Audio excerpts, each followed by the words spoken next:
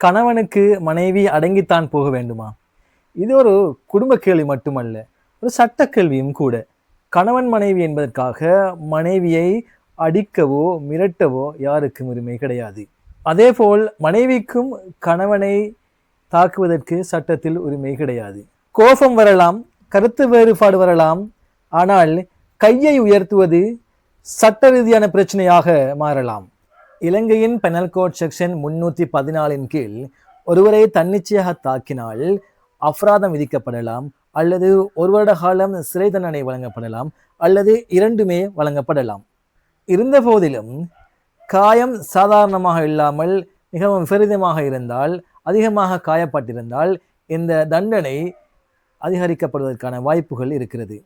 இலங்கையில் prevention of domestic violence act number 34 of 2005 என்ற சட்டம் உள்ளது.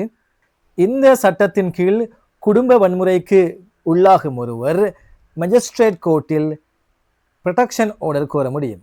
அவசரமான சூழ்நிலையில் இன்டரிம் ப்ரொடெக்ஷன் ஆர்டருக்கும் சட்டத்தில் இடம் உள்ளது. அதனால் அவர் என் கணவர் அடித்தாலும் பட்டுக்கொள்ள வேண்டும், மிதித்தாலும் பட்டுக்கொள்ள வேண்டும் என்று சட்டத்தில் சொல்லவில்லை.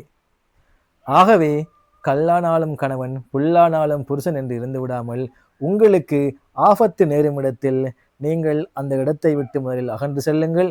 அடுத்ததாக தேவைப்பட்டால் போலீசாருக்கு தெரியப்படுத்துங்கள், போலீசில் புகாரை பதிவு செய்யுங்கள்.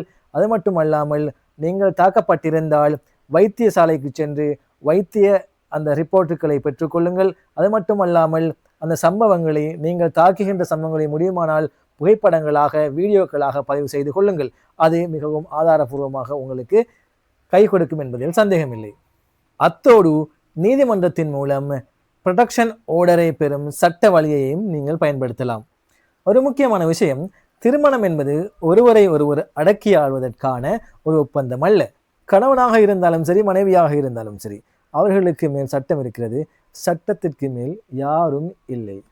சாதாரண கருத்து வேறுபாட்டை பேசி தீர்க்கலாம், ஆனால் கை உயர்த்தாதீர்கள், வன்முறையில் ஈடுபடாதீர்கள், மிரட்டாதீர்கள். குடும்ப வன்முறை என்பது சாதாரணமான பிரச்சனை அல்ல. இந்த கணவன் மனைவி பிரச்சனையை சாதாரணமாக அவர்கள் எடுத்துக்கொள்வதால், இல்லை நாளை சரியாகிவிடும் என்று பொறுத்து வாழ்வதால் நிறைய பேர் தங்களது வாழ்க்கையை இழந்திருக்கிறார்கள், தங்களது உயிர்களை இழந்திருக்கிறார்கள், தங்களது குடும்பங்கள் சின்ன பின்னமாக சீரழிந்து போயிருக்கிறது. ஆண் வர்க்கம் தங்களது ஆதிக்கமான ஒரு செயற்பாட்டினால் பெண்களை இழிவாக நினைப்பதும் உண்டு, அதே போன்று பெண்கள் தரப்பினரும் உண்டு. எல்லாவற்றிற்கும் சட்டத்தில் இடம் இருக்கிறது. ஆகவே அவர்கள் தங்களது உரிமையோடு வாழ்வதற்கு நாம் இடமளிக்க வேண்டும். இந்த தகவல் உங்களுக்கு பிரயோசனமாக இருந்தால் இந்த தகவலை பகிர்ந்து கொள்ளுங்கள். மறக்காம பேஜை ஃபாலோ பண்ணிட்டு போங்க.